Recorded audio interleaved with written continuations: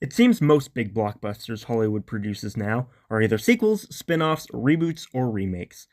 Studios appear to have lost faith in filmmakers' creativity and consumers' curiosity, and are playing it safe by pouring all their money into pre established names with built in fan bases they can count on to lure in audiences. Some are good, most are mediocre at best nowadays, but there is a secret to making these kinds of movies and TV shows work. I intend to make a video devoted to breaking down the worst kinds of sequels, mainly legacy sequels, and how to revitalize old franchises the right way, but in this video, I want to focus on remakes of classic films, why they fail, and when they can succeed. But if you're new to the channel, I'm just thinking out loud here, so if you like my brain vomit, you know where the like and subscribe buttons are. So without further ado, let's dive into it. Fans are quick to criticize the two different live-action remakes of Avatar: The Last Airbender for their liberties with the original story and characters, but I don't think the creators' attitude of taking liberties was itself the issue with these projects, so much as just the writing quality generally, the application of those liberties. I'm not saying the writers made all the right calls, that they wouldn't have been better off leaving some plotlines alone entirely and retaining some of the characters' arcs. In fact, I think this project was pretty much doomed from the start because the original was perfect as it was. So fans were always going to be comparing to the original, and just about any change was going to be seen as a flaw. How can you improve upon perfection? You can't, and so you shouldn't try to. So then, should the writers have simply made a shot-for-shot remake of the original series to retain all its magic? Again, no. Why not? For the same reason liberties need to be taken in any adaptation. Again, I question the need for this show to be made at all, because the original is one of those properties that's so good it's basically untouchable. But for the sake of discussion, let's put ourselves in the place of the creators of this remake anyway. See, live-action remakes of animated features are, really, adaptations. They're different from adaptations from other mediums such as books or games. See, you can get away with way more in animation than in live action, both in comedy and just nonsense plot or world-building elements, while still retaining a dark tone and earning your investment to elicit strong emotions. I believe that's because your capacity to suspend your disbelief is automatically far greater when watching animation, because your brain knows it's not watching reality. By that rule, the more unrealistic and cartoonish the animation style, the greater your suspension of disbelief. All this to say, when you translate from animation to live action, you can't do a scene-by-scene recreation of the original, not if you want it to be taken seriously, that is. That's the main reason why all of Disney's soulless live-action remakes fall so flat, because you just can't capture the same lighthearted, whimsical magic of our cartoon in live action, or fake live action to be more accurate. That and their blatantly just soulless studio-mandated crash grabs putting ham-fisted messaging over storytelling. But I digress. However, coming back to the newest Avatar remake, I think most of the fans understand that principle and are willing to make concessions in seeing some of the physical comedy toned down and such. I don't think that's the real issue. Like I said, the biggest problem with the Netflix series is just the writing. Stilted, cringeworthy dialogue and characters whose arcs in the original have been totally ignored, among other smaller complaints.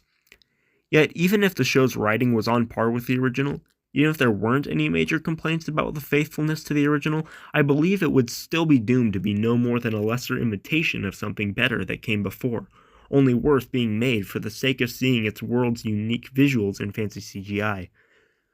So is the message just that remakes aren't worth doing, and that studios only push them because they almost guarantee money? No, not at all.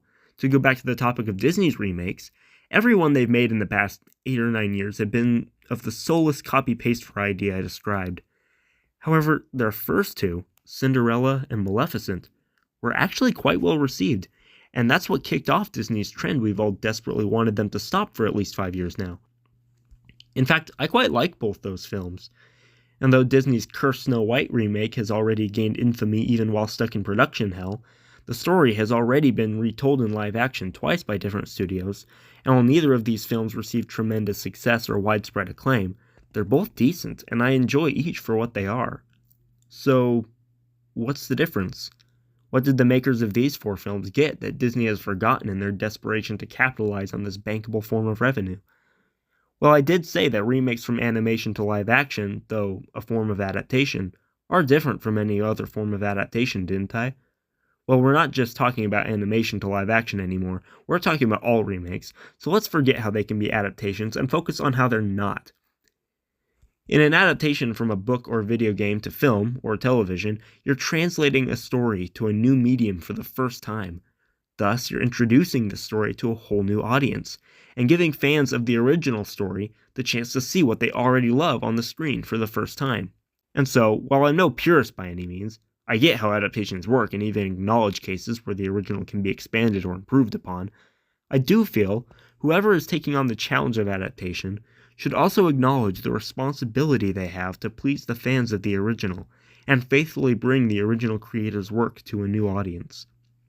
However, with all remakes of an existing film or series, it's not like you're giving anyone a unique first-time experience if you stick as close as you can to the original. The story you're telling has already been told on the screen before, so what's your reason for doing it in the first place? That's the question you need to ask yourself when remaking any existing film.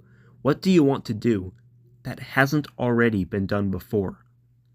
Whereas someone adapting a book should try to honor the original as much as possible, while only changing as much as necessary to make it work for the screen, someone taking something old and trying to freshen it up should strip it away to its core, to the fundamental aspects that make the concept work, and then take that concept and see what new direction they can take it, what untapped potential still remains in the concept. Because in my mind, that would be the only reason to remake an existing film, if you love the concept, the basic story. But think of something you could do with that story that the original didn't, a new approach you could take to telling it. If there's nothing new to be done with it, what's the point of digging it up? I ask that from an artistic point of view, of course. I know the studio's answer to that question. That's what made those 4 remakes of the Disney classics work. Mirror Mirror was a wacky, comedic, and whimsical take on the story that felt no constraints to stick to the original script, and frankly bordered on parody at times. Snow White and Huntsman turned the children's fairy tale into a dark fantasy epic that honestly pushed its PG-13 rating, with its creepy depiction of magic and violent action. Maleficent flipped the script by following the villain of the story and making her into a tragic anti-hero. And Cinderella actually made the classically passive damsel who does nothing but makes a wish and gets her dreams handed to her on a silver platter, and really fleshed out her character and her romance to create a genuinely compelling Jane Austen-style drama with some magic sprinkled in. All of these films were inspired by a classic, but had a unique vision that breathed new life into them and made them each something decidedly original. In looking at remakes across the board, I believe this is an important key to making a successful remake, though it goes without saying that you still have to capture the essence of the original and your unique vision and execution still have to be good. To use a recent example, look at The Crow, what is now being labeled as one of the most hollow and pointless remakes of all time. I won't break the film down or spend long comparing it to the original because I actually haven't seen either of them, but I watched enough videos to get the gist of why the remake failed so hard, and I wanted to use an example that would be fresh and familiar. The new film is being trashed for completely losing everything that made the original such a unique classic, taking the blueprint and then changing it in just enough ways to completely ruin it. However, the reason this is such an interesting example is that, again, just based on what others have told me from watching it, it seems the writers actually had a bunch of interesting ideas that could have made this a unique take. Not that it would compare to the original, but it could hold up on its own. The problem is, it seems they had these ideas, but they never developed them into anything more than an idea, and so they have no impact on the plot or just feel totally unnecessary. For example, making the romance a huge part of the story feels like a giant waste of time because the story does nothing to make us care about the characters and buy into their love being genuine. And that's just poor execution, but maybe it could have worked if they could actually write good romance and fleshed it out more, giving the characters more depth and exploring them in ways through this romance that could pay off later on. They also hint at the lore of this world being far more expansive than the original ever revealed, but then never actually explore it. Again, a big missed opportunity to do something different. They could have developed the villain, his motives, and powers more, and made him a significant threat, and they could have explored the afterlife more. But no, these ideas are limited to a throwaway line here or there. And then, of course, the third act basically goes full-on John Wick shootout, which, if they'd really leaned into it, could have made this a fun, schlocky shoot-'em-up action movie with a supernatural twist if it was more than a single scene at the end. All these wasted opportunities give us a great example of a movie that almost had the right idea, but ended up being totally pointless because they didn't commit hard enough. So with my case being made, I want to talk about a remake that's in development and close the video with an idea for how I would approach this project, though I suspect it's going to be just another utterly soulless imitation. And that is How to Train Your Dragon. I was baffled when they announced this was official. I genuinely just had to slap my forehead. I really have a hard time imagining what this will be like, though I am curious how many liberties they're going to take and how safe they'll play it. Like Avatar: The Last Airbender, they're dealing with a pretty much perfect film and solid set of sequels, so as long as they're trying to just replicate the original, anything they change will feel like a step down from what came before, and I do suspect that their intention is simply to replicate the original for the same audience. The thing is, while I doubt they'll be bold enough to do anything this crazy, I already had an idea long before this was announced for how I would bring this to life in live action. See, the risk of taking such a drastically different approach to a classic is that you'll probably appeal to a different audience than the original, though the fans of the original are going to be the ones interested. But frankly, it should be up to the marketing to get this to the right audience so that you don't just piss off everyone who comes to see it because it wasn't what they came for. And it seems this remake hopes to aim for the same audience as the original. In other words, be a fun, family-friendly adventure primarily targeting kids. And, well, that's not what I would be doing. Like I said, the original animated trilogy did what it set out to pretty much perfectly, and I don't see any point in trying to replicate that. I do, however, think the premise of the story, if taken in a darker direction, could make for one heck of an epic fantasy series. I think I'd make it a television show in the style of Game of Thrones, not necessarily quite that mature, but not afraid to show realistic violence, and taking several seasons to build out the world and develop characters from the spin-off series Riders of Berk and Defenders of Berk, such as Alvin and the Outcasts, among others. This world and story would feel like a combination of Reign of Fire and Vikings. In this fantasy world, humans are on the verge of annihilation, and their whole civilization is based around survival and dragon hunting.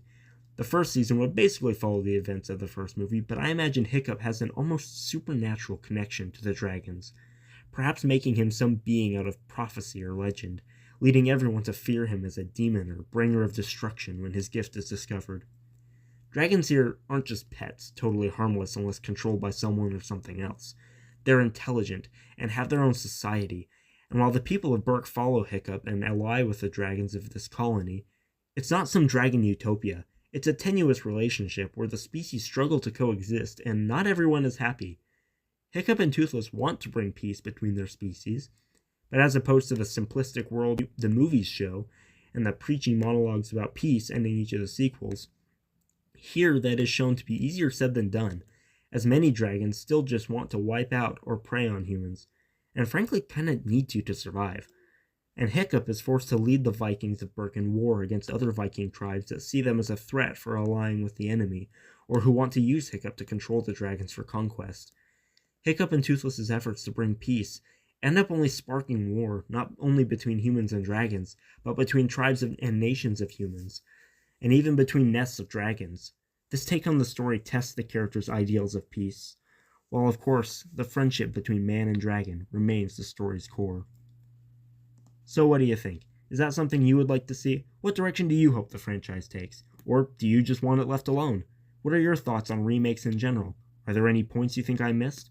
What are some of your favorite or least favorite Hollywood remakes? Let me know in the comments. I look forward to continuing the discussion with you there. I will let you know that my uploading schedule may be a little sporadic with the school year starting, as I'll need to figure out how best to balance my time, but I hope to keep making content for you all regularly. Until next time, never stay silent.